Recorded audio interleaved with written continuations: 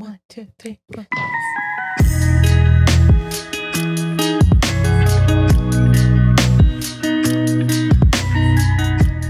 What's up, besties? Welcome back to another episode of IEM Besties. Whoop, whoop. We are, how many weeks out? Like 2 weeks before the end of the year? I know. That's crazy. We made it. We made it. Yay. Oh, we made it. Through all the trials and tribulations. Might have crawled here at one point, but we're here. We are still here, still drinking our salud. Good as ever. I wanted to ask, what do you think is a wholesome New Year's Eve? A wholesome New Year's Eve? Well, I don't know. I feel like the only thing I can compare it to is like when growing up, like all my family would get together and just being between family. I don't know if you guys ever did this, but my family had this thing where I'm pretty sure a lot of people do it, but I know not everyone does, where you go around the table and you say what you're grateful for. Yeah, we didn't do that. Yeah, shit. we always did that. Aww. And even like the kids would have to do it? Yeah, even the kids, everyone would do it. And even there was a point when like, because some Thanksgivings the family would be bigger than others, like sometimes everyone would show up or just sometimes it'd be smaller. Yeah. And I remember like when it was smaller, more intimate, and it would go around, everyone would start crying. Like somebody would cry about something, and then everybody would just start getting emotional and stuff. And then when it was bigger, it would be more like a funny thing. Like it would turn into like a comedy thing. Like, well, yes, people were being sentimental, but people were cracking jokes. And I remember there was this one time where we like pulled out a table, and when it was your turn to speak, you had to stand on top of a chair and you had to like speak. That is so cute. So like that, when I think back on those times, it felt more wholesome, you know, more genuine, like more genuine love. Yeah, about like how the year went, you know, what were you grateful for about the year and stuff like that. So I don't know, and then thinking about it now, I'm just like, damn, like I haven't felt that like that wholesomeness of that moment in a while, because we haven't done that in the recent years. Yeah. So I'm just like, damn, like I don't know. It's kind of like one of those things where like you realize. Kind of before, like, obviously we would all get together because our parents would all get together. Yeah. But now since, you know, we're the adults, like, we're the ones who have to make that effort to create that kind of energy. Exactly. Are you worried that that's going to get lost? Yes. At least with my family, I feel like it already kind of did. But I wouldn't even know how to bring it back. Because if not everyone's putting in the effort, it's kind hard, of... Yeah, it's exhausting. Yeah. Then you just feel sad that you're like, oh, I'm the only one doing it. That wants to do that. Yeah, but I think that's sweet. I don't think we ever did anything like... My family, I don't think was ever that close or... close in the emotional sense of like... Yeah. Oh, you know, like, I'm thankful for all you guys. Yeah. Or whatever. It's just kind of like, yay, you know, Happy New Year, cheers. And then we played games too. We played like a bunch of like family games and stuff. I just feel like my family was too amargados for that. Like they're vergonzosos. They don't like to do stuff that's gonna make them look like silly or whatever. Okay. And then I think what we would do when I would feel wholesome is we would rent a karaoke machine. I feel like karaoke is like mad wholesome. Yeah, no, literally, I love that so much. Yeah. Do you guys do the grapes thing? Yes, we did it last year. It was actually the first time we ever did it last year, the grapes thing, because my mom's friend told her to do it. Like, I guess she did it. It was a tradition. Yeah. So we did it, but it was so funny because we could not take it serious. I don't know if you remember when I posted the videos of it when I was like eating the grapes, and in the background, because we lived in San Bernardino at the time, you could just hear like it sounded like mini explosions and like gunfire, but it wasn't. It was just like people were like cracking fireworks, so like it just sounded so ghetto like in the video in the background.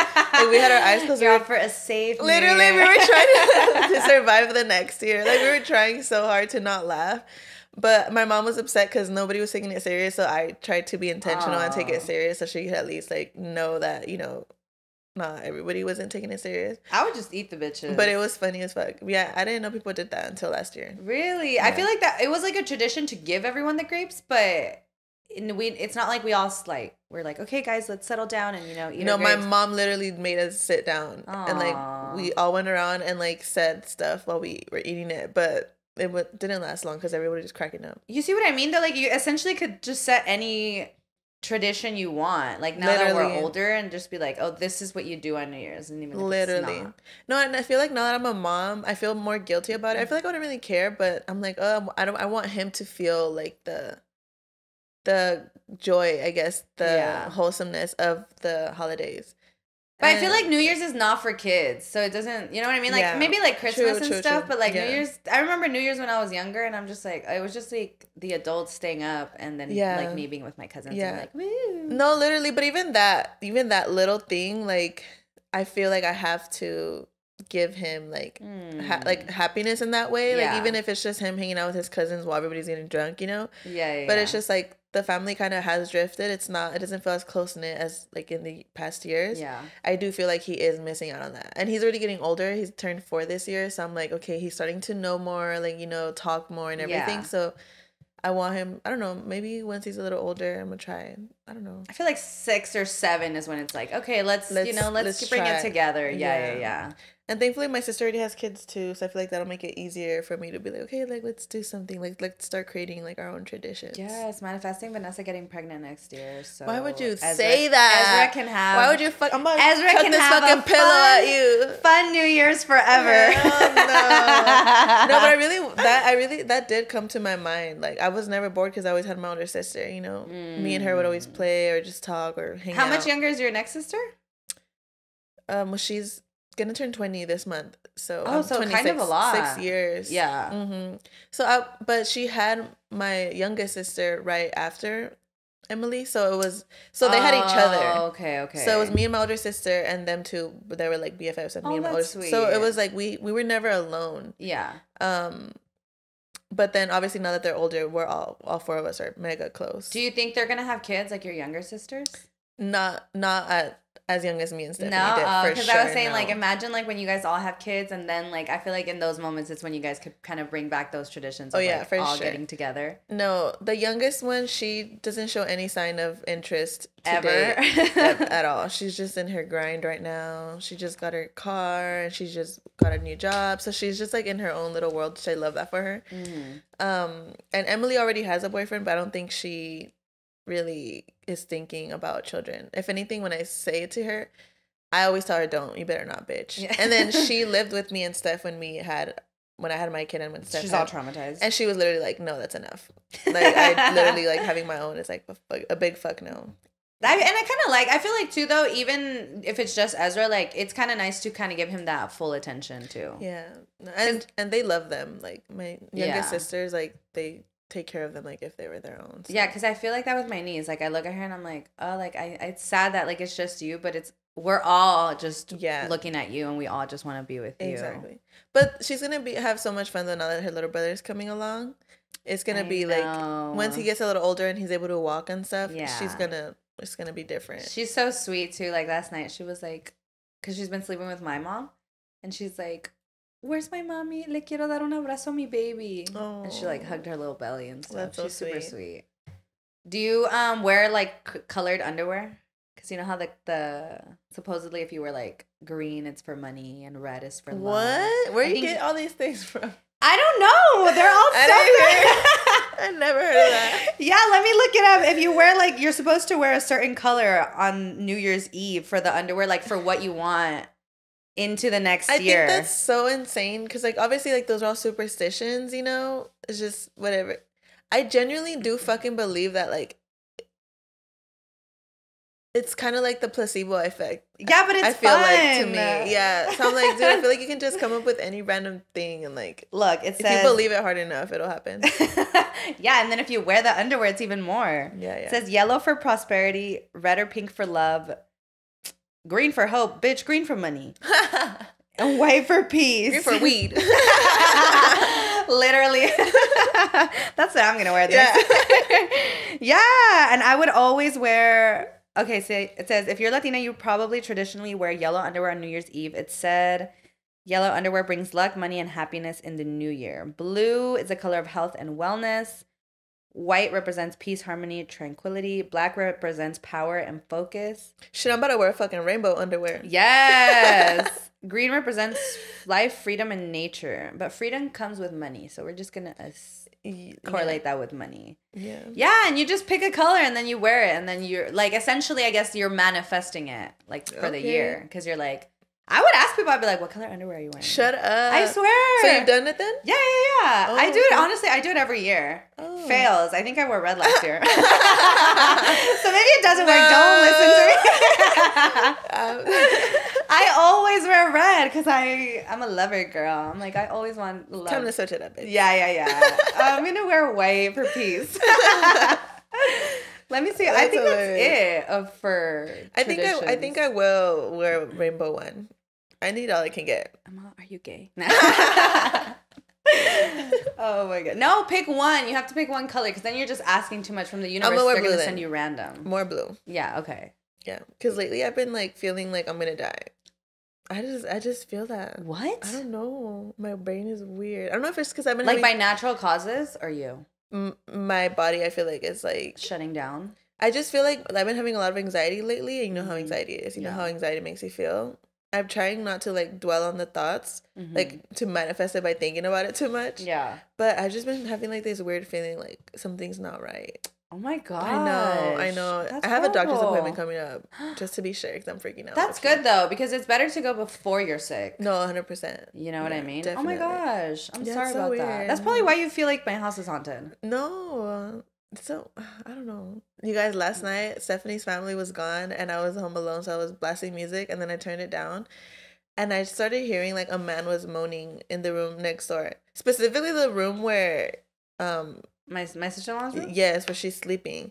So I thought, dude, for a minute, I was like, is somebody there? Like, you're all hello? I'm like, But I swear, dude, it sounded like grumbling, like moans, like, and I was just like, wait a minute. I genuinely think it was probably the neighbors because you can hear outside, like you can hear from them to us. No, and honestly, once like, because I listened to it for a while, in the sense of just like, because it was going on. Him masturbating. No, I was joining, like, I was literally like, wait, like, let me see if I'm like tripping. But then towards the end, I think I did kind of was like, okay, this could be something else. Like, this could be like the wind or like the growling of the dogs in the garage. Like, I don't know. It's like, maybe it's not that. Like, maybe it could have been. Because Dory low-key be sounding like a man. Dude, no. They literally be making some weird noises at night. Yeah. Like, they're all fucking. Let me lovers. Oh, lesbian. Talking about lovers, you guys. Steph already read the Kotar series, but I'm reading it right now. A Court of Thorns and Roses. I hate that there's no like name. Like each book is different. They should have named the entire series. It's all just a court of something. Yeah. What are you on right now? A court of Rings and Ruin. Wings and Ruins. Yes. The war is coming. I know. So I'm excited, you guys. No, let me tell you guys, Vanessa has read like 5 books in like 2 days. Like actually, I am shocked at how fast she's reading them because she's reading them way faster than I was. But they're so good. So I just can't put them down. Like they're just so fucking good. And I feel like I'm in a place I feel like it also matters too that I'm in a place right now where I just want to dive into things and like forget about the world. Yeah. So I feel like that also makes it easier for me to just get lost in the books for hours and hours. Yeah. But the story is so good, you guys. I want to ruin it for you guys so bad. But if anyone out there I feel like some of you guys might be reading the books too because I feel like everyone's reading them right now. I've been seeing people post them on my story too. My sister even told me that like 3 of her friends posted them recently. So I'm like, dude, like everyone's fucking reading them right now. I feel like they're like, because I saw that the first book was released years ago. I don't even know. So I was like, oh shit, it's been out for a while. And when I read, I think that was the first. Oh no, I read this other series. I think that one was the one that got me like into fantasy, but it's not like super deep fantasy because fantasy's kind of hard to follow, at least for me, because I'm like, bitch, what do you mean I gotta build a world in my head? Like I give them all the same setting, and then when I'll watch the movies, I'm like, oh, okay, like that's what it looked like. But I had read another one, and then I wanted like same thing, like I wanted love, like no matter what, I wanted love in my like fiction or whatever. So I found that one on TikTok, and I think it was the first physical book that I read that I was like, damn, this shit's long. And then when I got to the second one, I was like, God damn, it's long. And then I got to the third one and I was like, holy shit. This is the longest book. This is literally like a Bible. Literally. And then the fourth one's even longer. I mean, the last one's like the longest one, but it has nothing to do. I think that's why too, because it's completely different storyline. Yeah. But it's really, really good. Fuck, I don't know. I don't know how to talk about it without spoiling it. Yeah. I know. But honestly, like I'm such a lover girl too. Yeah. So any story that just involves like romance or fighting for the love of your life or sacrificing or building the tension, the desire between characters, like I'm gonna eat that shit up. Do you feel like you're gonna transition into different kinds of books, or are you kind of just sticking to the romance? Honestly, well, I mean, I feel like honestly, no, yeah. I like romance. I've tried to read like suspense and like, you know, like thriller like books. Yeah. It's not for me. Because I don't really watch scary movies either. Yeah. And I do like self-help books, but I feel like lately I've just been like in the state where I know I don't need to read more about self-help. I need to more enact, like put into practice what I've learned. So like I've been staying away from the self-help books, but I feel like romance, like love is always going to be like my number one. Like I'm always going to eat that shit up. I just don't know how men don't eat that shit up. They can learn so much. Like, it's so easy. Much. It's so easy. So much. I told this guy, he was like, oh, like, I'm not really romantic. And I was like, pick a book, bitch. Like, there is, and like, there's an entire just map for you to show you how easy it is to like win someone over, to like be detallista, romantic, in the slightest, tiniest ways. And I feel like the basis of these books, like the male characters, it's literally they just respect, protect, and love. Like those are like the three like most fucking basic men are like, things. no, that is way too unrealistic. They're like, please pick one, and I'm not even gonna do that one that well. Women are like, no, women are just putting unrealistic standards on us. We cannot keep up. And it's so insane because it's like, dude, like that's literally it. Like, and I'm just like, how is that hard? Like, no, really, or it's like just like, I don't know. Because you don't have to die for me, but, like, love me at least. Yeah. Like me a little bit. Like, you, obviously, like, the likelihood of them being put in a scenario where they have to die for you is, like, very unlikely. Right. But to know that someone is willing to, like, you know. Like, I feel like when you've been in love, like, you know when you're willing to die for a person. Like, you just love them that much. Yeah, because I've never been in a fight, but I'd fight for you. Exactly. You know what I mean? Like you know you would. Yeah, like if you were getting if you were getting down and I had to jump in, like I'm not gonna be like, I don't know, I've never fought before, bitch, fuck it, like I'm gonna get decked, whatever. You know what I mean? Like, and I'm as a woman, so as a man, the fact that you don't feel like I'm about to step up, like, I know, that's fugly. Honestly, girls, you guys should read these books because I've been feeling like it's so odd because while I am. Like, these books are kind of like an escape for me, like a very lovely, beautiful escape because I love them so much. I feel like I am learning about how women deserve to be treated in a sense, especially when you've been in relationships that have been messy or unhealthy or just not great. Yeah. It feels nice to read these books and kind of put yourself in the shoes of these characters and just imagine that you are being treated this way. Yeah. It kind of almost makes you feel like this is out there for me. Like, I deserve this. Yeah. And people listening to this might think like, bitch, it's a fucking fake book. Like, but it's like, no, the things that these men are doing in these books for the woman that they love, it's not out of the world. Like, obviously, yes, it's in a fantasy setting, but the same things could be applied, like, in real fucking life. Yeah, like, it's literally, like, that easy. And it's, like, and I know that there's women out there that have it. So, I'm like, bitch, I ain't settling. That's why I can't, like, when it's, like, based on a true story, I'm like, shut the fuck up.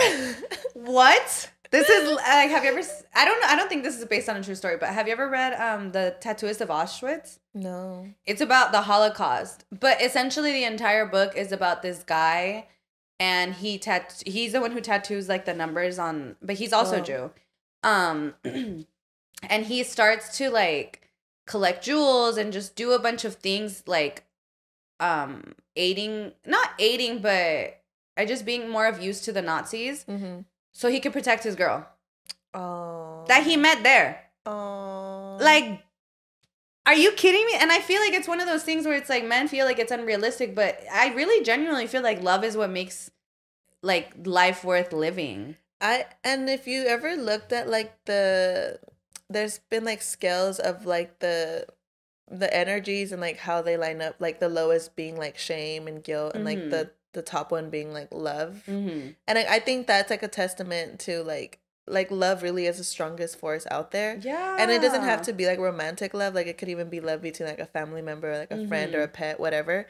Even a hobby, whatever you just feel like extremely like love towards. Like that's like the strongest form of energy. Like I heard this quote once that said, the answer to everything is always going to be love. And if it's not love, the answer is more love.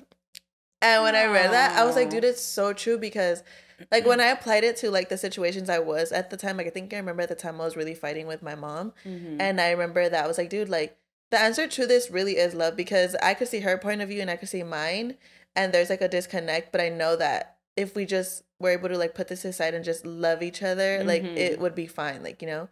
And when it felt hard to love her besides everything, I realized that if I just had more love, like it would be fine. Like, it's not like excusing what was going on, but just realizing that we were both hurt and we were both wanting to just feel loved. But because we didn't feel loved, we didn't, you know, we weren't able to come to terms because we weren't both on either side giving that to each other. We were giving each other shit, but not like love, you know. We didn't feel like we had each other's backs, or we didn't feel like we, you know, things like that. And it applies to everyone too, because I feel like men too, like they're like, okay, well, you're not supporting me in this way or whatever.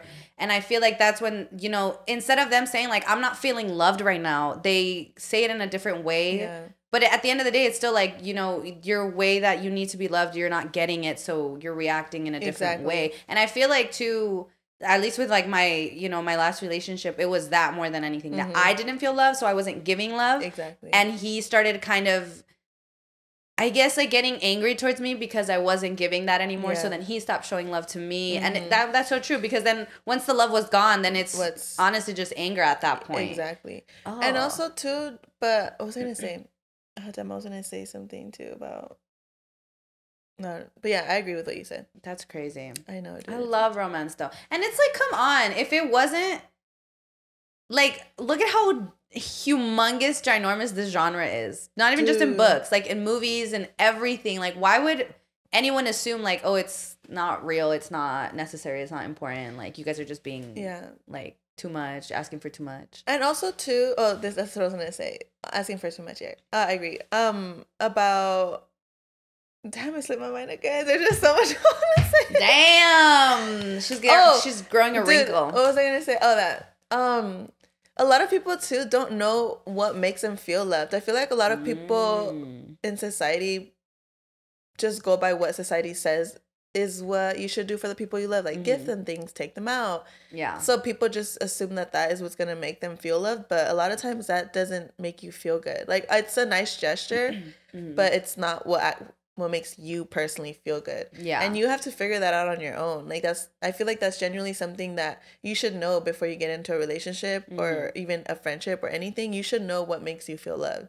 You should know, like, you love flowers. Like, that's one thing that makes you feel loved. You know, like, you have these little things about you that you know what makes you feel good. Yeah. And it's not the same for everyone. And I feel like even reading or watching romance movies can help you figure that out, because you see it done to someone else. Yeah. And you're like, wow, like, I would really like that. Yeah. Dude, 100%, because there's this part of the book that I was reading. I think it was the one before. Yeah, it was the one before the one I'm reading right now.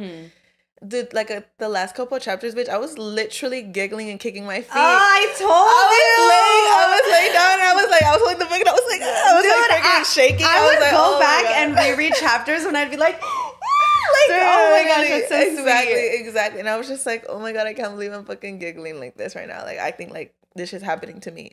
But yeah, no, and I think also something that I love about this series, that I'm sure other series do, it shows that there's not just like one love for you. And I feel like when you're going through a breakup, when you're going through like just a separation or anything like that, when you just feel unloved or whatever, like reading things like really just helps you like be like, oh shit, like kind of take you out of your perspective that you're just kind of stuck in. Yeah. And it shows you like, dude, like shit, it could be so different. And I wanted let's just fuck it. I'm sorry. If you're reading the series, just skip over this shit because I'm gonna bring some spoilers. Like, yeah, she's on book 3. So if you're on anything before that, skip on through. If you're on book 1, definitely skip through. Yeah, definitely. Yeah. Actually, just exit out the video right now. I'm sorry. Like, no, but the fact that Feyre literally... Okay, let me give a super quick breakdown. So this story is about this girl, and she gets kidnapped by this like fairy. But in the fantasy world, fairies are not like little fairies with wings. They're just like mystical creatures or whatever. And they look like almost human-like. They're maybe just a little bigger, but they have like, you know, just certain features are just more,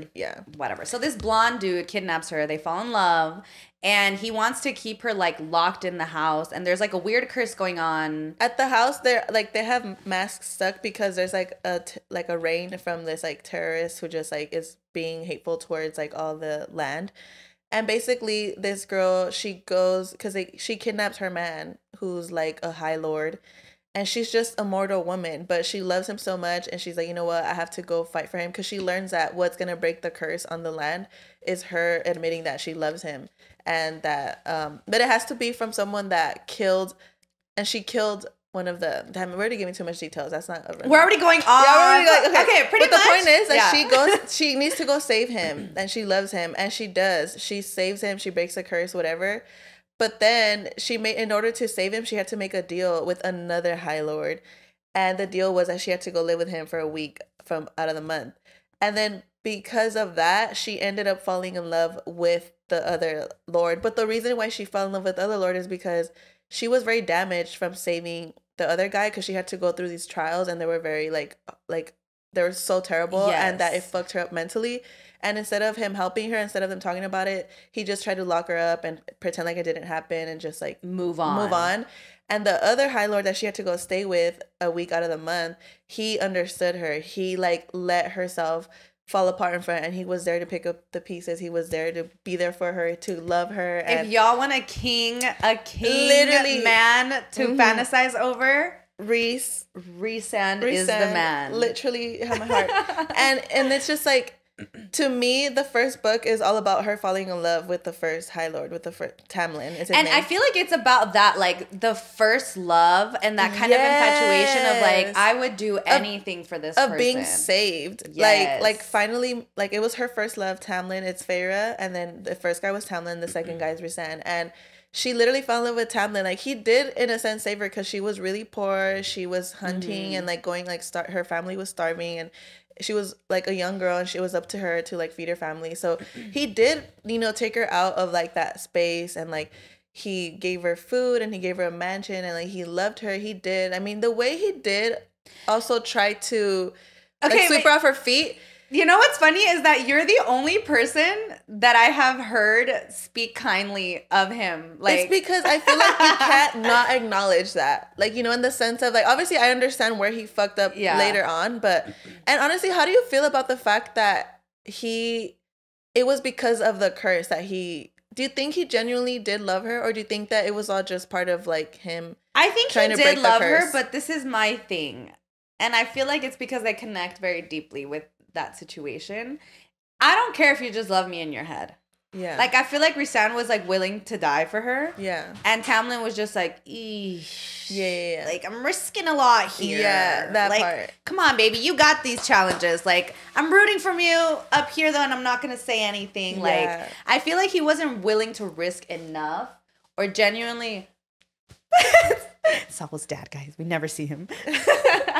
You know what I mean? Like, that's why I hate Tamlin, because I'm like, bitch, like, all the things she was doing for you, and you couldn't even a little glance. Yeah. And then, let me just say this, and Rhysand has a point on this. When they finally were able to get a moment of peace together. While this is happening when she went to go save him, and she had in order to save him, she had to go through 3 challenges that lasted 3 months. So that's why she was under the reign of the fucking witch that was terrorizing the land. Yeah. And so she was being brutalized for 3 months in order to save him. That's pretty much. They get one moment of peace, and he's like, let's fuck. That literally, yeah. Sir, give me a kiss. Yeah. Like, give me a hug. Yeah. Ooh, I was so mad. She was into it, though. Yeah, she's horny. She was like, she was also like, but again, I want to forget about everything. It's that first love of like, oh my gosh, look at how much I'm doing. Look at how much I'm giving. Like, of course he's going to love me. Like, why wouldn't he love me? I'm doing all this stuff for him. For him, exactly. And I 100% like agreed with that.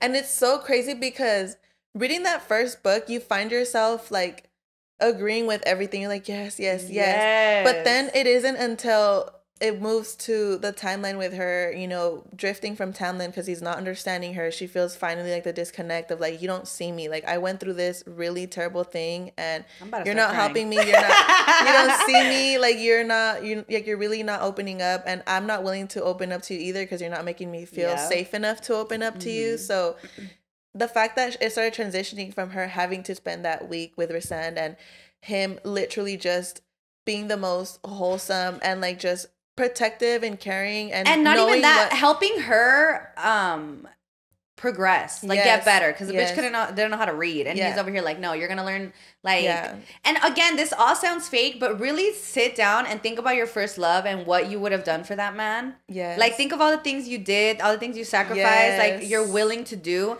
and that's what I was thinking of right now. I'm like, oh my gosh, like Vanessa's gonna find her Resend. Like, oh my god, you know what I mean? Like, it's gonna come, and you every time you're in that first love, you're like, oh, I'm never gonna feel this again. Like, this is the person, because look at how intense my emotions are. Exactly. And it's like, no, dude, someone better is coming. Someone better can come. Yeah, and it's so crazy because, you know, books have like this funny way of making you fall in love with characters, and I was in love with Tamlin. Like, I was blinded. I was like, oh my god, this is like the most perfect love story, you know.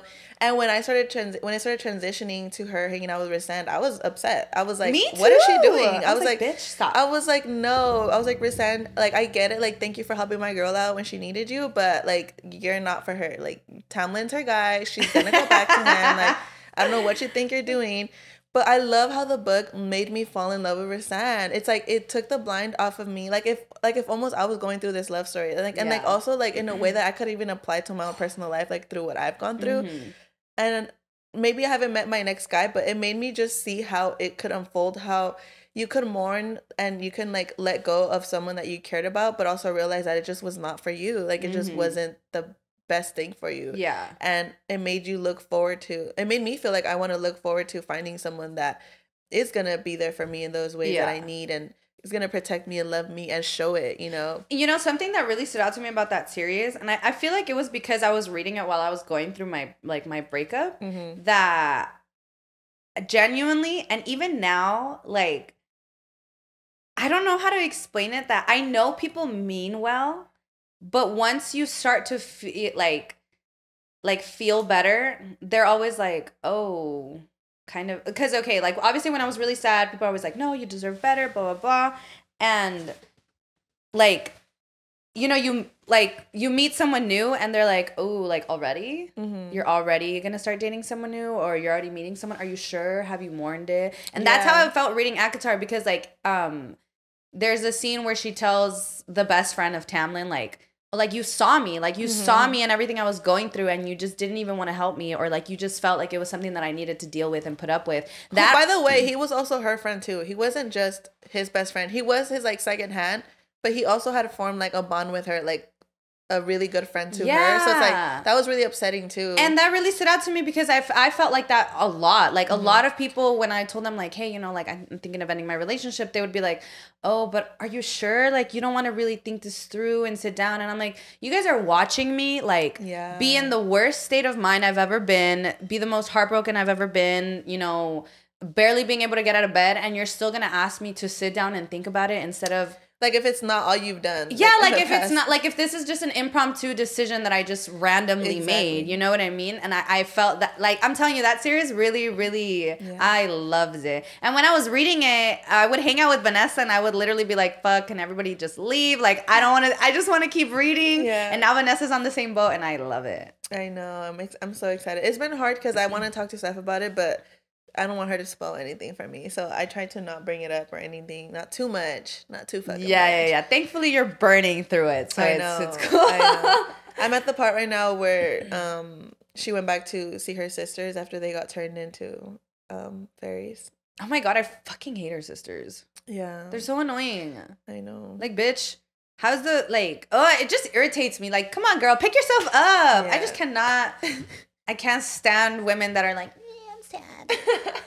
Bitch, pick it up. Look at all the shit your sister's gone through and she's chilling. I know, literally, I know. So she just saw them again, so I'm waiting to see like how it unfolds. But the little tension already between Nessa and Cassian, I feel it. So I'm like, I'm like, okay. You know what I love, what I hate, I mean, about, I think you mentioned it too, where it's like when they do it in movies where it's like, look at the super fucking hot ass man, and they're like, no, I don't want to talk to him. Like, I don't care that he's super fucking fine. Like, girl, you don't? I would have caved in the moment Tamlin took me, because she wants to leave at first. She's like, no, I want to go back to my family. To poverty?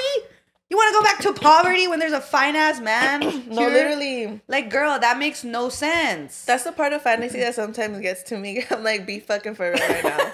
Be fucking for real. Nobody in the right fucking mind that was in poverty, in the freezing cold, had nothing to eat for weeks on end, but still fucking bread, is gonna want to leave a mansion with freaking hot ass dudes everywhere. Like, girl. Please stop. No, you know what I hate though too?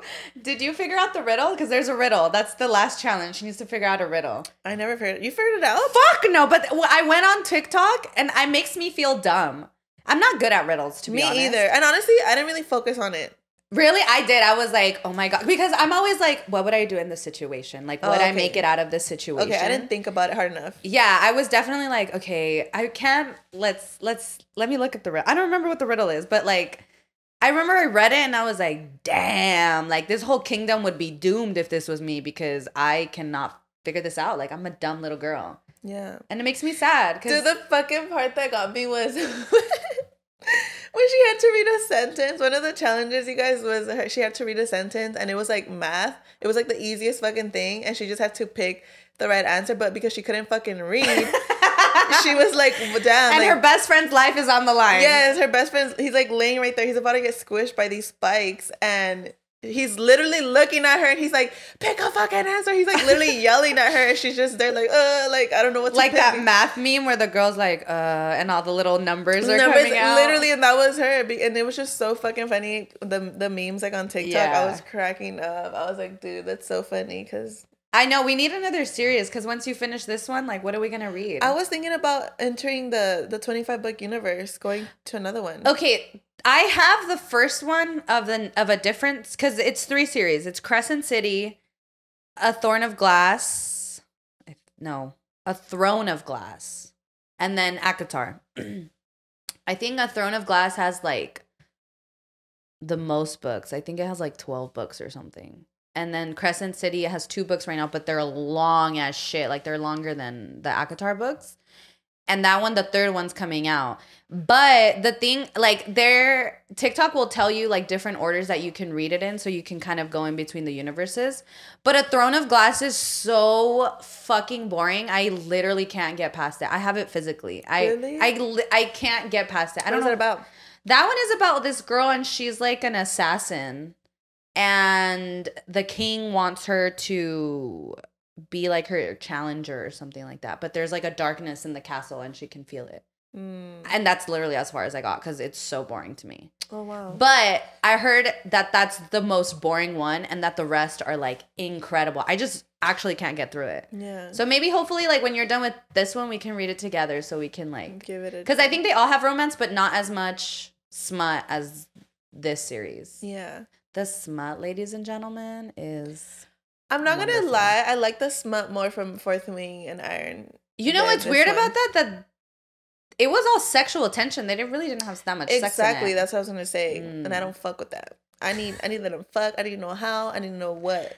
Dude, I hate that in movies too. Like, kiss, fuck. No, no, literally. Like, I want to see it. Me too. Does that make us perverts, you think? No, I don't think so. I just think, we crave intimacy, exactly. and I want to see it. And we like to see it be done the right way. That's true. Kind of like Peso Pluma being loyal to his queen. Did y'all see that?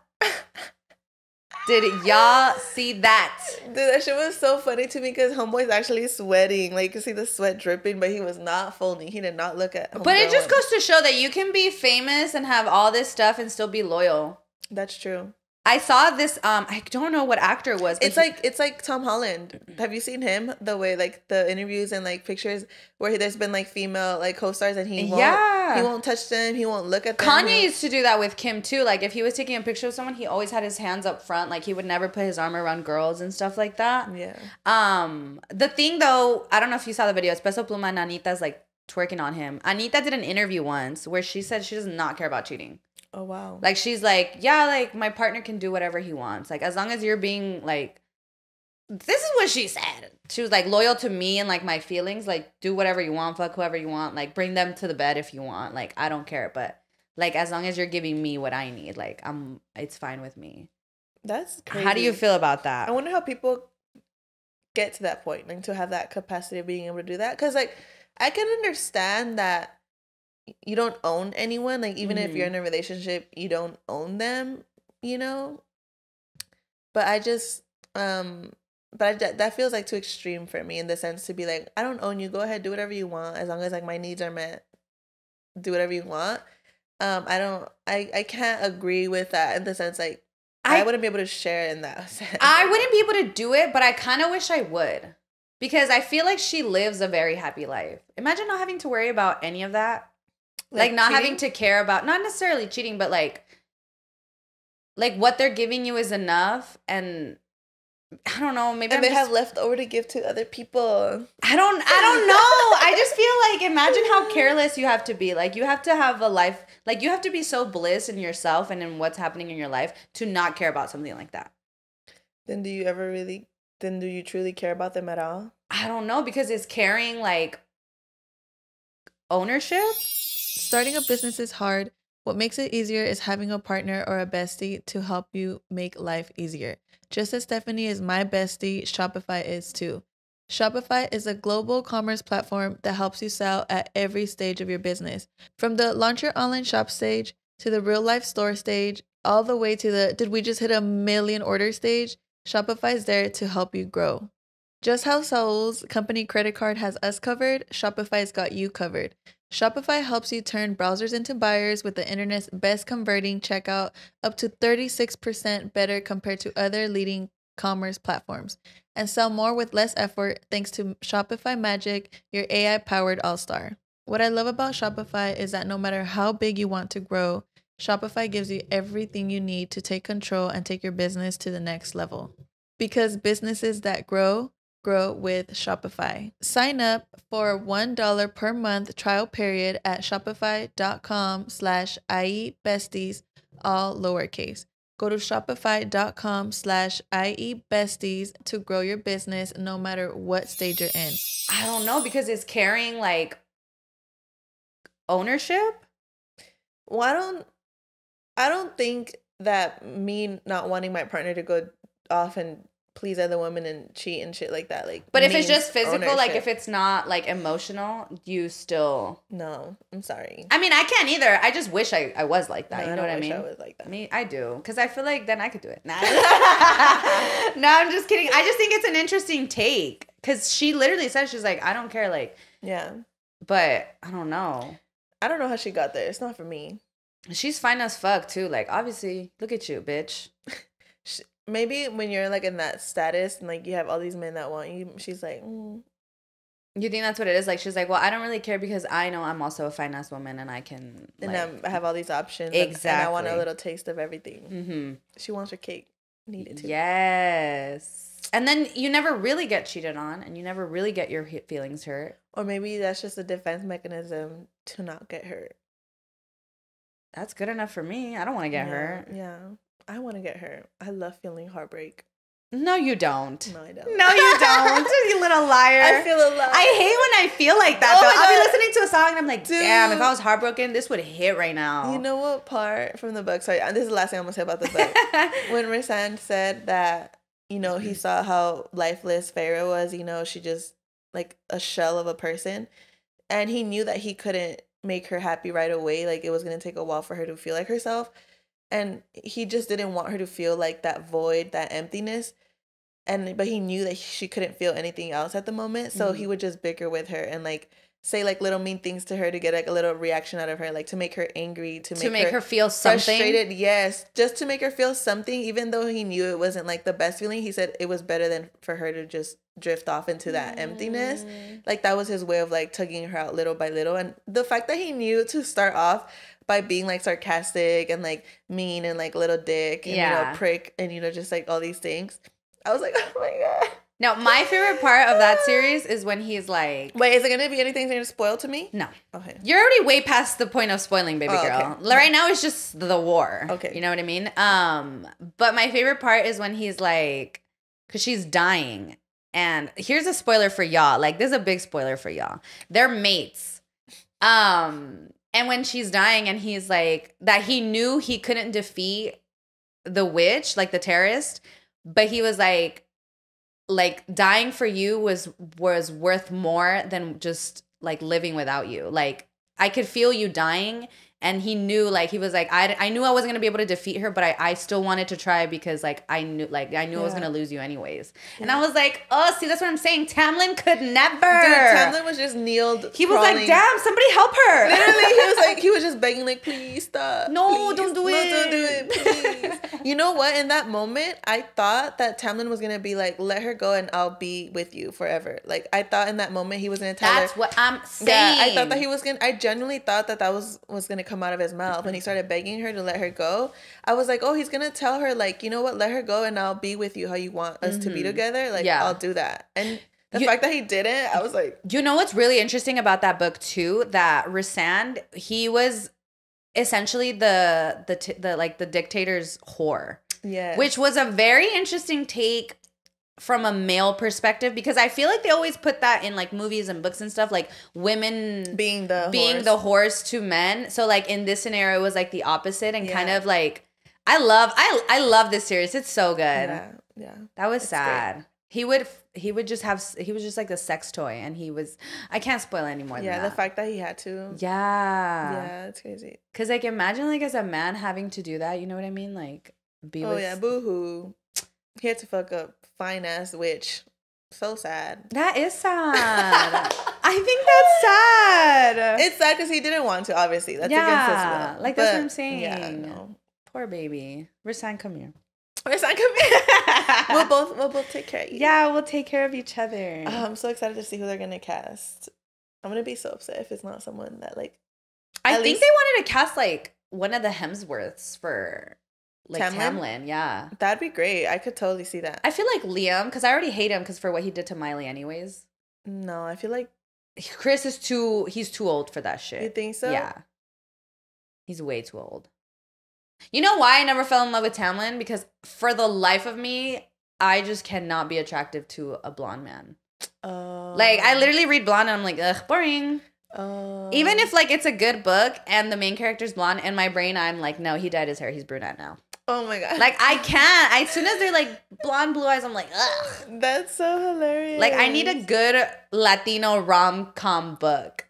That's hilarious. Imagine that. Yo, y'all need to get on that, authors. It's so funny. The movie I watched with my cousin yesterday, it talked about cliterature. And I never had heard that word to describe like literature of just like, you know, smut, pretty much, you know. That's what it's called? It's literature to masturbate to, pretty much.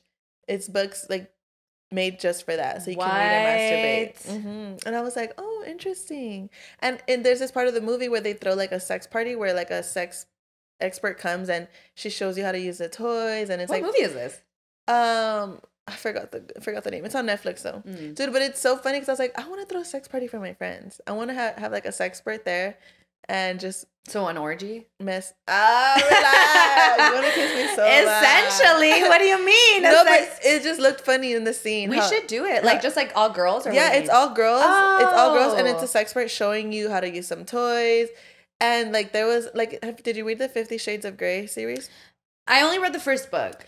Because I was like, why was I 15 reading that shit? I'm dead. Well, there's this book. In the second one, he puts like beads in her. And yeah. I watched the movies. Yeah. And she was in the scene of the movie. She pulled out some beads and the girl it's a pack of 2 and she put 3 packs in. And she was at like this wedding, and I'm not gonna ruin it. It was so funny. But point is, I was like, dude, I want to try those beads. Like, oh my god, because you just leave them up there and you walk around, and then eventually you get orgasm from it. But my thing with that is, I've seen a lot, but this is mostly men, so I don't know. Like of like ER cases where shit gets stuck up there. You know what I mean? Like that kind of freaks me out a little bit. But these are little balls. Like you just poop them out. Yeah. Or how do you take Push them out? them out. You dig your fingers in there and pull them out. I get hemorrhoids.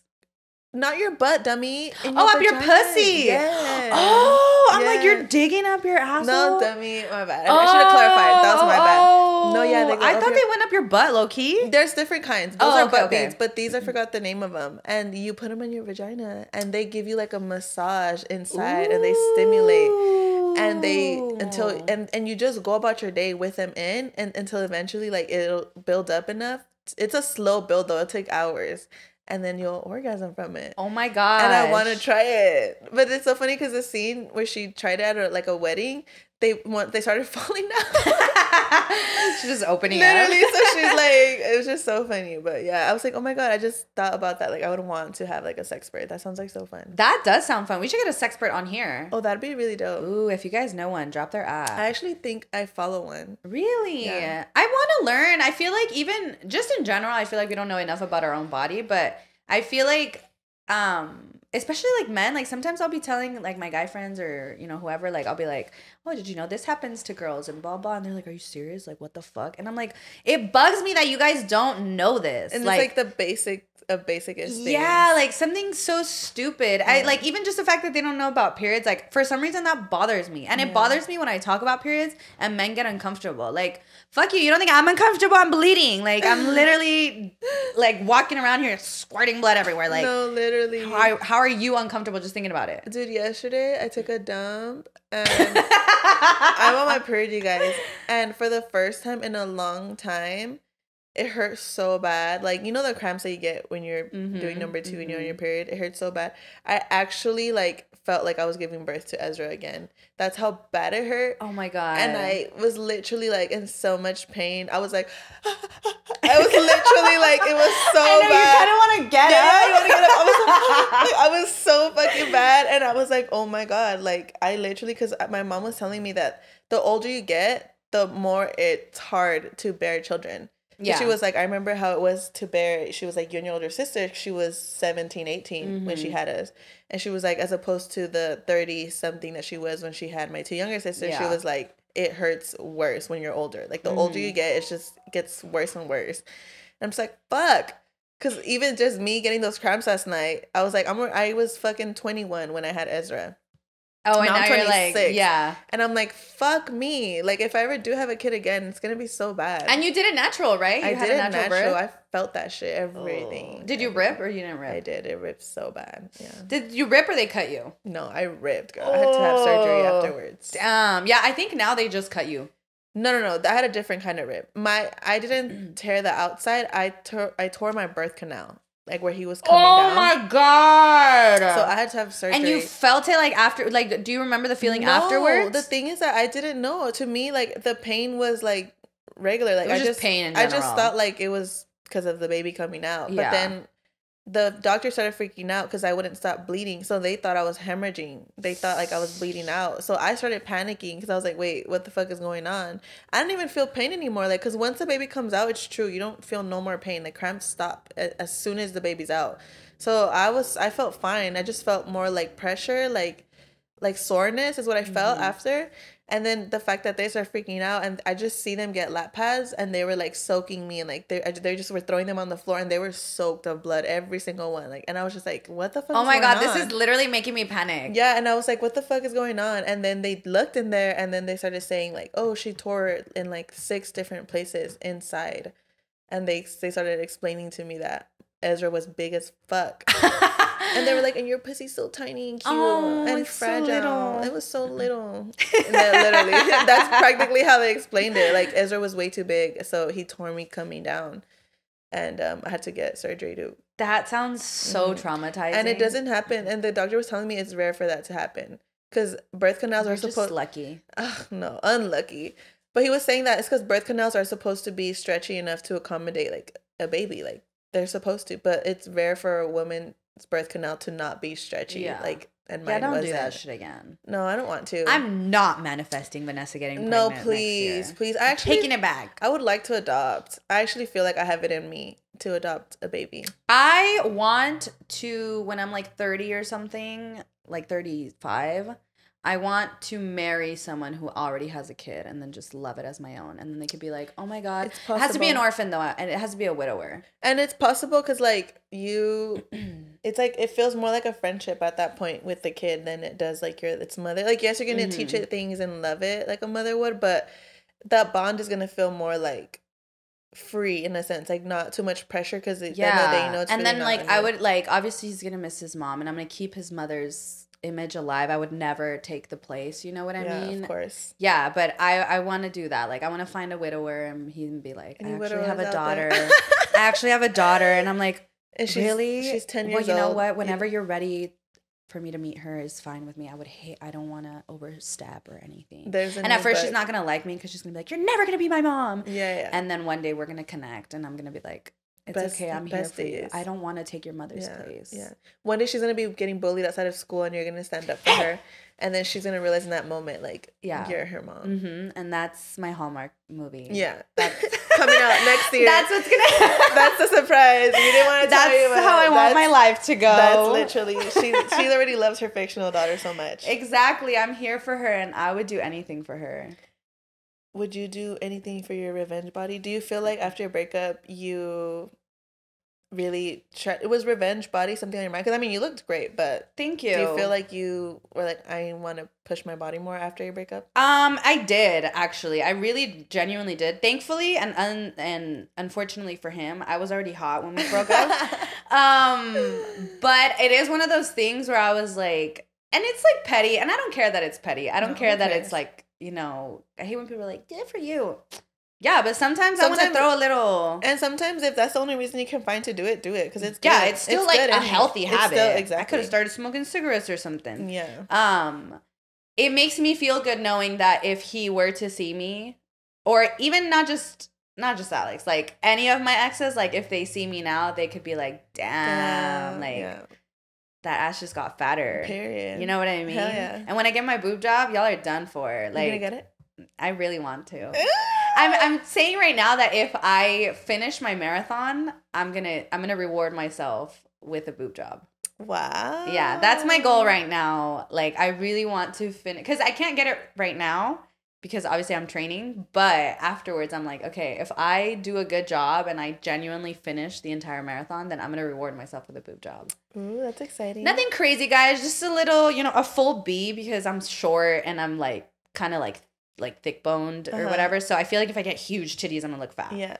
I want to do the one where it's like where they transfer fat, where they still kind of hang a little. They don't look necessary. They don't implant anything, so they look more natural. I want to do that one. I heard it's a little more expensive, but because the thought of having, because you know that you have to redo them every like 10 or so years. Yeah. The thought of that is like, fuck no. Because imagine being like fucking 60 and then you got to redo your boob job. Like, I feel like at that point I would take them out. Like, I feel like if I'm like 50, what the fuck do I want titties for now? Yeah, but like, how are they gonna look?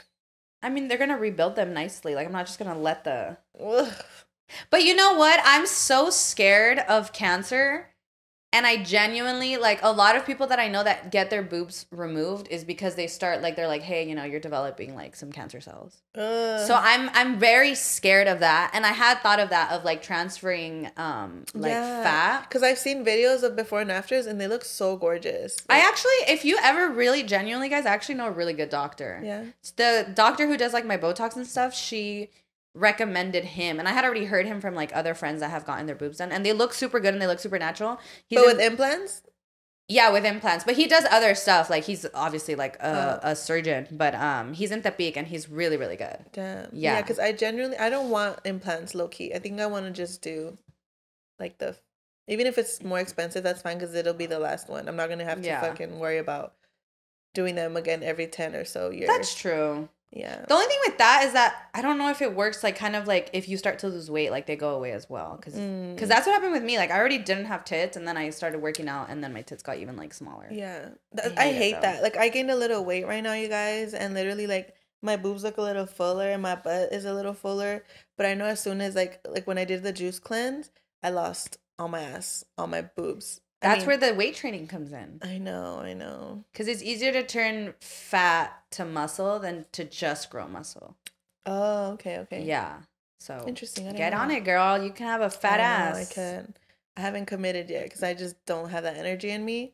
But once I feel like I have the energy, I want to commit. That's why I haven't mentioned it anymore. Because I'm like, I don't have energy for shit right now. So I'm not even going to try. I'm going to just be gentle with myself in this stage where I'm at and like help myself get through it. And then once I'm out on the other side and I feel good, then I'm going to, That's good. I do think it's like one of those things where like, it's when you feel like you're ready to commit to it. Yeah. I don't feel ready right now. I want to. You need to start going on walks though. I know I do. At least something. You got to get your body moving. I know I do. I really do. I don't move it. But to be fair, the fucking wind does not help. Oh, I hate Fontana winds so much. They're here. So bad. When do they go away? I don't know. Time. A long fucking time. I'm mad because I bought an umbrella and I was like, for what? For the rain? Yeah, because you know how it was raining a couple of days in a row? So I was like, oh, it's going to be raining. Bitch, I'd rather have the rain than the wind. Me too. I hate the wind. And then as a smoker, that shit is mad annoying. Like, it's so, I'm out there like. I saw you. Yeah. I saw you last night through the camera. So you were sitting right there and you were like by the door and you were like. Dude, okay. Okay, here, I don't know if everybody does this, but last night, like, I have a pretty big front yard. And I was, like, smoking, like, walking around. And for some reason, my brain was like, there's a man standing there. What the fuck? And I looked up and I was like, there's not. Oh. But if there was, like, why the fuck am I smoking so far away from my door? Yeah. Like, I need to smoke right by my door just in case someone comes. Like, I have enough time to run my ass inside and lock it. Yeah. And I hate that I think like that because I'm like. No. Survival of the fittest. Yeah, because imagine you didn't think like that and you were just like, like all clueless. I know. I hate that. What? Like, I don't want to feel like that. I want to feel like we should take a defense class. I would like that. We would need a lot to be able to protect ourselves. I know. I would like to do boxing. What would you like to do? Boxing is cool. Yeah, I would like to. I just told somebody this because I only date really, really skinny men. And I genuinely feel like it's because I never wanted to feel like I was physically overpowered. Oh, wow. That was always in my, like, mind. Like, okay, yeah, you're a man, so you obviously still have a physical, like, advantage. But you're so skinny that I could probably take. Hold my own. Yeah. Put up a good fight at least. Yeah. Isn't that weird? That's interesting. Mm-hmm. Because I would always be like, why do I like these, like, skinny-ass men? And then I remember always being like, my legs are bigger than his. And, like, my, like... I could probably put you in a fucking chokehold or something. Dude, that's crazy. Because me, like, I have always dated skinny men. But my thought process, I felt like... I mean, it wasn't intentional. Mm-hmm. Like, I had, like, dated some more muscular men. Mm-hmm. But I always ended up in relationships with a skinny man. Mm-hmm. But I feel like it was always a mirror to show me my insecurities. Because I always hated how my body felt against theirs. Like... I felt bigger in a sense, like thicker. So I would always get like acomplejada. I would be like, fuck, like my thighs are bigger. Or, like, fuck, like when they're cuddling me, like I feel like I feel like, for example, when I'd be like turned to the side to like face the TV and they're like behind me facing the TV. I feel like they always have to get a little like higher up to like see the TV. You know what I mean? Like, if they just went like down, they couldn't see because I was like bigger. Oh. So I was like, fuck.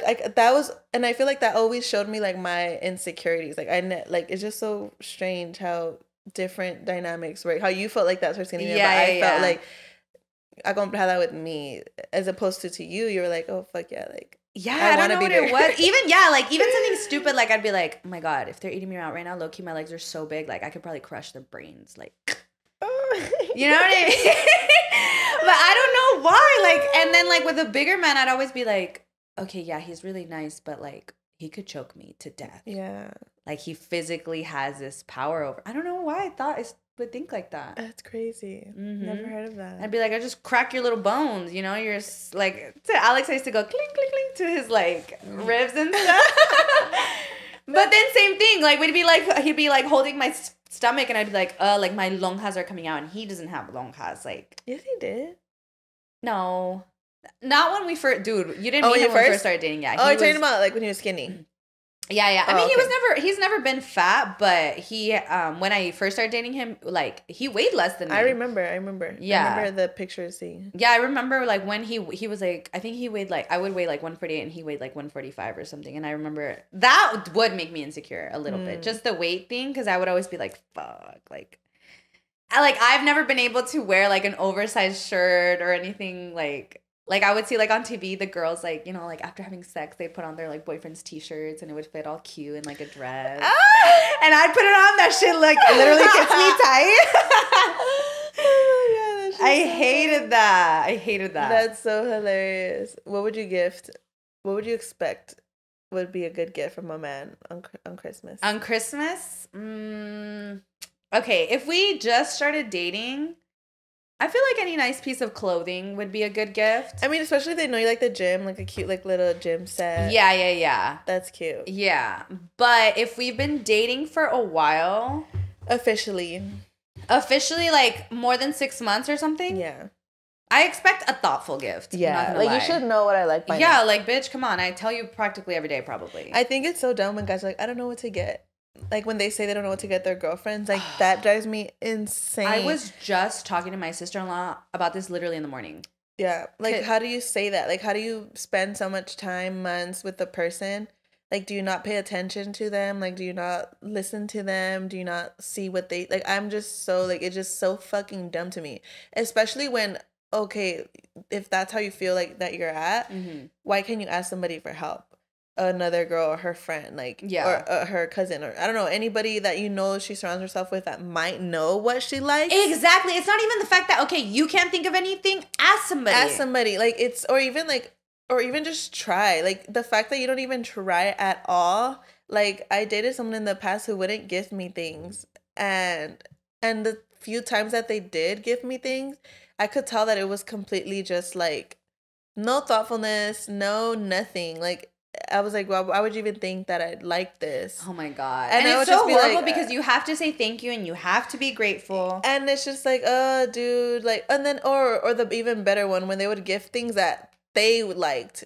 Like, that had written, like, them all over it. In the sense of, like, not me. Like, they weren't thinking about me. Like, oh, I liked it. Yeah, exactly. You wear it, bitch. And I'm just like, what the fuck am I going to do with this? I have no use for this. Like, whatsoever. What makes you think that I...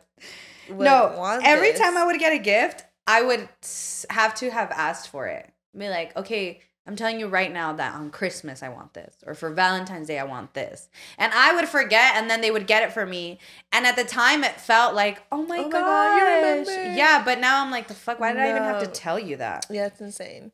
No, yeah, like the no effort, the no, like, even if you know you don't know what the fuck to get, like, and you know that the time is coming up, like, start subtly trying to get things out of me, you know, like, there's ways that you can, and, like, it's just so insane to me when they don't put no effort whatsoever, and they just, like, they weaponize their like fucking usefulness. They're just like, oh, I don't know, like, you know, I don't like to do that. Yeah, you know, I don't like to shop. Oh, dude, so I can't wait to. I hope that the next man I date likes to shop with me.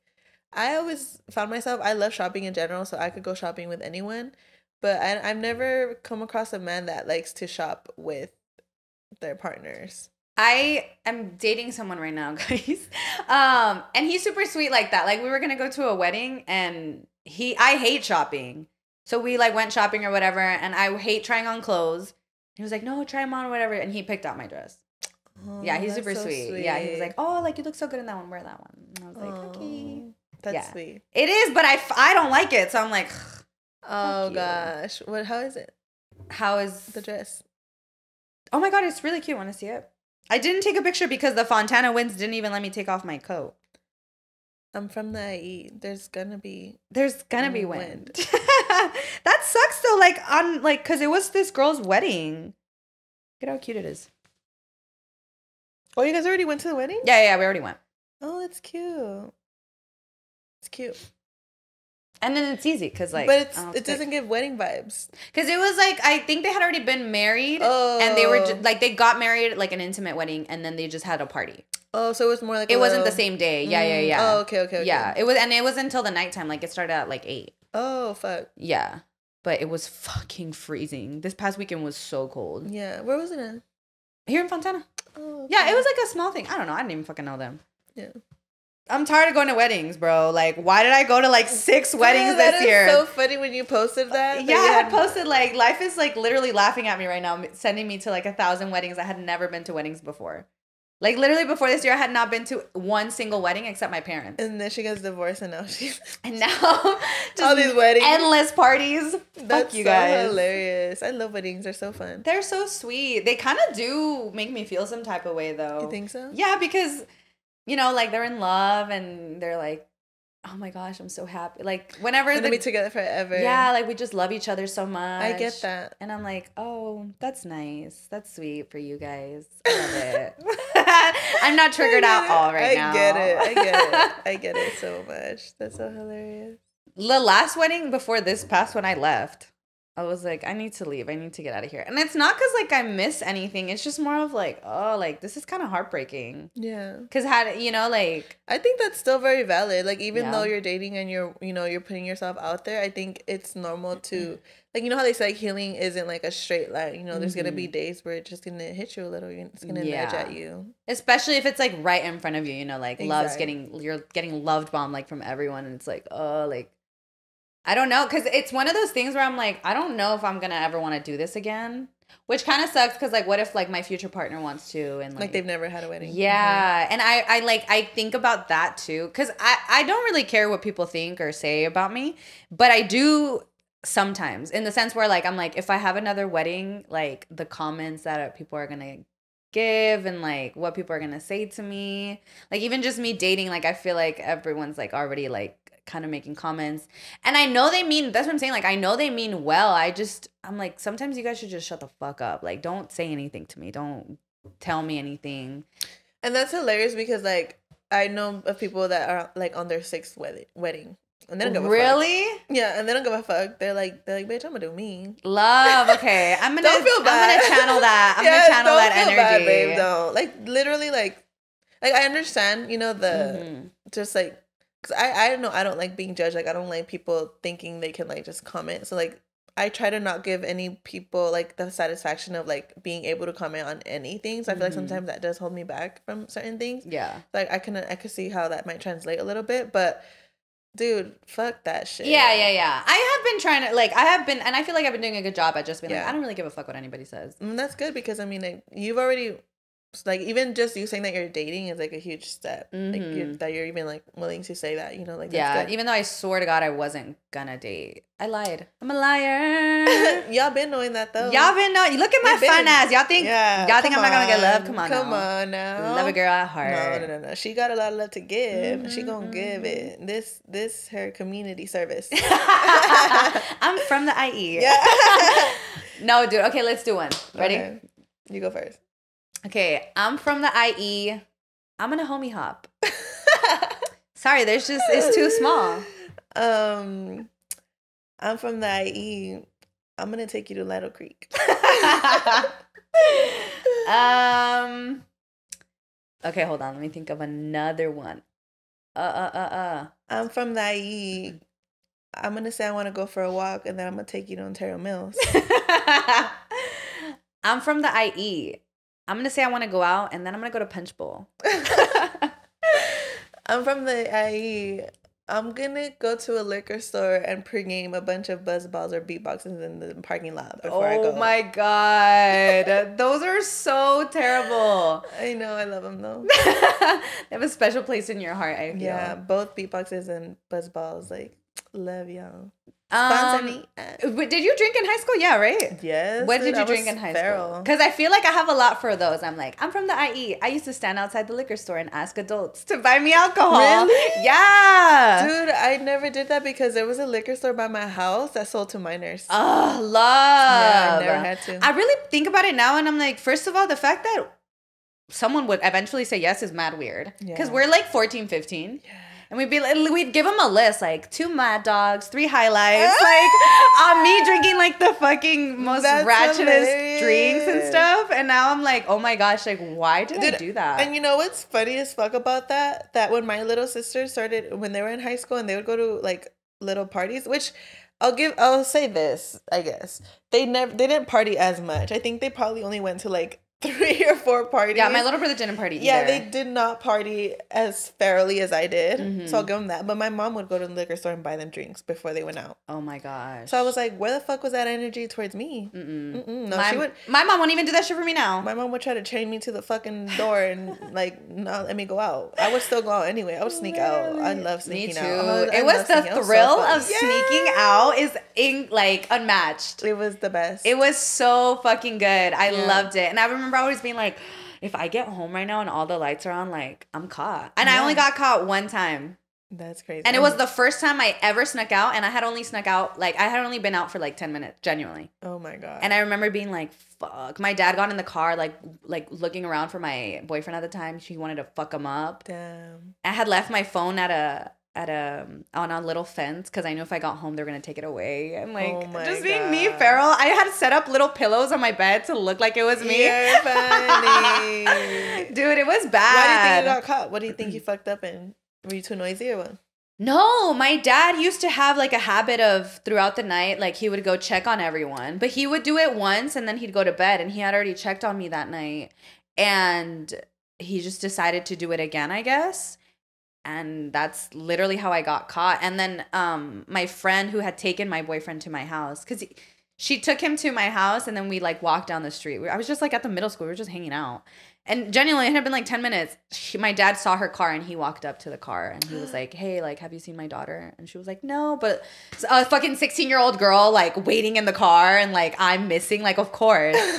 And they already knew I had a boyfriend, and it was my little ghetto boyfriend. So, like, my parents were pissed. They hated him. They hated him. But you ever think about how we would put our life in danger, and, like, it was just so casual? Yes. Like, I lived on this street, and like the next street over, my best friend lived like in the house directly behind me. So we would walk to each other's houses like all the time.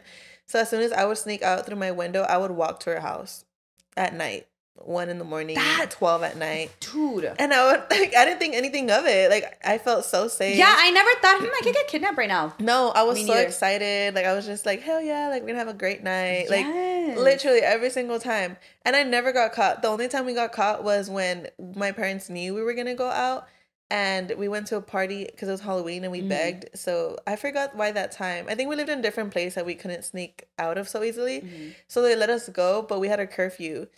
And you guys went home and left? No, bitch. We literally the party was so fun. I remember we were having the time of our lives that we literally, me and my sister, turned off our phones, and we were like, fuck it. We're like, we're gonna full send that shit. Damn. We're not gonna get, like, they know where we're at. We told them before we turned our phones off. We sent them a message. We were like, look, we're having a great time. We don't want to go home.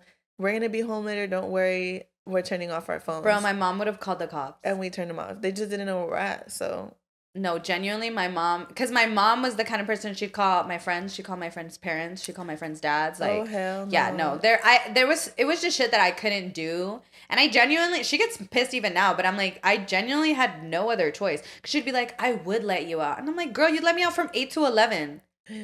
Sometimes 8 to 10. Even school dances, like my friends couldn't pick me up. She had to drop me off. Oh. And so I was like, man, fuck that. Like, I'm going to go crazy. Yeah. I really didn't. I really did. I did. But not too much. I wouldn't sneak out that often. But just because, like, my mom was like, just tell all your friends to come here. Yeah. So, like, we would just spend the night at my house. I had one friend, and she had a car, and my mom really trusted her.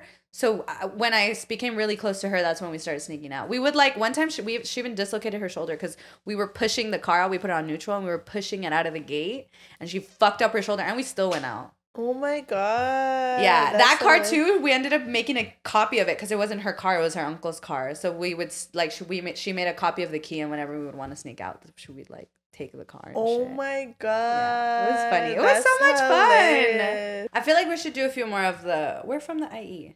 Okay. You go first. Okay, let me see. Never mind. I can't think of any. Okay, let's play Fuck, Marry, Kill. Santa Claus, Frosty the Snowman, and Jack Frost. Who's Jack Frost again? Jack Frost is like a villain, like a Christmas villain, I think. Wait, isn't it the little boy from that movie? Well, not little boy, but he's not a villain. Oh, you know who I'm thinking of? Jack Frost, but the one from Santa Claus, the Santa Claus. This one? No. Santa. This one. Oh. That's who I was thinking of. I was thinking of this one. Have you seen the movie with this one? No, but I heard it's really good. It's really sweet. It's with like Santa Claus, the Easter Bunny, and all that shit. Yeah, it's really good. It's yeah. No, I was thinking of from the Santa Claus 3, the Escape Clause. Oh, God. Okay, so that one, who else? Santa Claus and Frosty the Snowman. What would sex be like with Frosty the Snowman? Bomb as fuck, that ice dick. I feel like that would hurt. Come on, girl. It's like, look at Bella. Look at all she was willing to do. Look at all she was willing to do for that icy dick. That's hilarious. Okay. Yeah, I'm going to kill Jack Frost because the thought of... No, I'm lying. I'm going to kill Santa Claus. I'm sorry. He's just too big. Ooh, that's something. Sorry. I just feel like I'm not attracted to that. And he's old and he got a big old like beard. So I think I would... this is so hard. I'm going to kill Jack Frost. I'm going to kill Jack Frost because that fool looks so ugly. And I'll marry Frosty the Snowman and I'm going to have sex with him one time and then I'm going to tell him Santa never Claus? again. I mean, the snowman, whatever. And you're going to marry Santa Claus? No. You can't kill Jack Frost and Santa Claus. Okay. I'll kill Santa Claus. I'll fuck Frosty, Jack Frost, and I'll marry the snowman. That's cool because you don't even got to see him in the summer. No. Okay. Fuck, marry, kill. Scooby-Doo.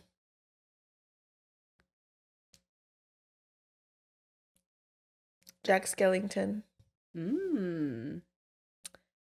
And Larry the Lobster. Ooh, for sure fuck Larry the Lobster.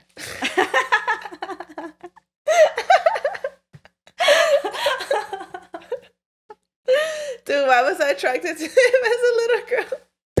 Watching SpongeBob. I was like, that man has abs, bro. Yeah, when he would come on, I'd be like, damn, he got them shorts on, though. Like, he really doing his shit. I would marry Jack, and then I would kill Scooby-Doo. Only because the fuck am I going to do marrying Scooby-Doo? Dude, like, that's just not... Dude, did you hear that there's people that fuck dogs?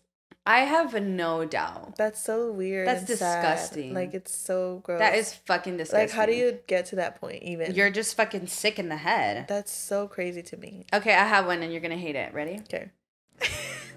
Fuck, marry, kill, I am friends. No!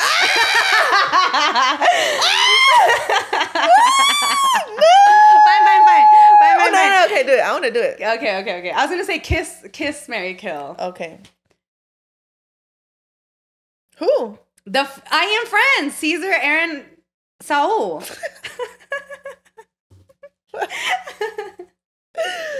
Okay. I'm sorry, Aaron, but I'm gonna kill you. Oh my god. I'm gonna kiss Caesar and I'm gonna marry Saul. Why? Because I was gonna marry Saul too. When I thought of this, I was like, I'm gonna marry Saul, but what's yours, Jenny? Because he's a hardworking king, and I feel like he would just build an empire, and I could just like. That's literally what I said, but I didn't think of it that. And I would just not have to work. Yes, that's literally what I said. I was like, Saul's gonna be rich, and he's gonna have money. So, and that's how I was like, yeah, I'm like, that's fine, and he's not ugly, so I was like, I wouldn't be mad at that. Okay, I'd marry Saul. I'd kill Caesar. And I'd kiss Aaron. I'd just be like, Aaron's so cute. And like, Caesar's just, sorry, fuck you, Caesar. We're frenemies. So I feel okay. like, you know what I mean? Yeah, like, it would just be easiest. There. Yeah, I wouldn't feel bad. You know what I mean? What about between Bueno? I'd kill Rex because I respect ISIS. Me too. I'm gonna let you know right now. I'm not on my kill. Rex, you're done for. Kill list. I'd still marry Saul and then I'd kiss Hans. Same. Yeah. Same, I agree. I gotta chase that bag. One thing about me, money comes first. Exactly. I'm trying to think. I'm trying to think of like podcasts. Like podcasters. Have you seen Suburb Talks? Yeah, but I don't really remember their faces. I don't remember their names. They're all pretty cute though, to be honest. Yeah. I mean, I think they're cute. Hey, no, I'm just kidding. I haven't seen their faces enough to remember, to be honest. They look young though. Yeah, they do. Mm-hmm. For sure, they do. You know me, I don't like older men. Or me lying. I like anything. Okay, let's do girls. Okay. Damn, I can't think of a single woman right now. Fuck, marry, kill. Angelina Jolie, Jessica Alba, Mila Kunis. Mila Kunis? Mm-hmm. Ooh, I'd have to kill Mila Kunis only because of that weird shit that happened with her fucking pervert friend. Okay, yeah.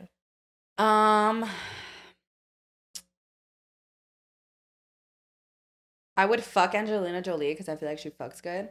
Yeah. And then I'd marry Jessica Alba because she's fucking perfect and beautiful in every way. Yeah, I agree. Yeah, that's a good one. Okay, fuck, marry, kill, the Easter Bunny, the Sandman, and Father Time. Who the fuck is Father Time? They're all from that movie. That's what I was thinking of right now. Oh, okay. Okay. Easter Bunny. Sandman, okay, here. I'll change it. Fuck, marry, kill, the horse from Spirit, Simba, and who's another hot cartoon? That's an animal. The tiger from Ice Age.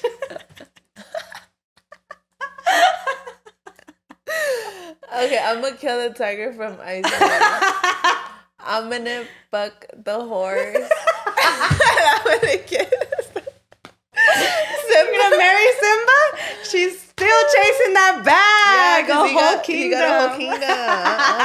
You know what I mean? I would kill also the tiger from Ice Age. You know who he reminds you of? Okay, I feel like, you know what? If you really think about it, the 3 characters from Ice Age are like I and Friends. You know, Caesar's Sid. And So's a mammoth. And then Aaron's the tiger. The mammoth. That's so funny. Oh my god. Sorry. Let us know, guys, what your New Year's traditions are down in the comments. Let us know what you're doing for New Year's. Give us plans because we still don't have nothing to do. Yes, we do. Shh, they don't know that I want to know what they're doing. Oh, okay. Maybe something better is going to come up. If any of you guys having a peda, let us know. Yes, send us the invite. Yeah. What else? What else should we say before we head out? I hope you guys have a great rest of your week. I hope you guys are loving yourselves and doing the best you can always. Yeah, we love you guys. Bye. Bye, besties.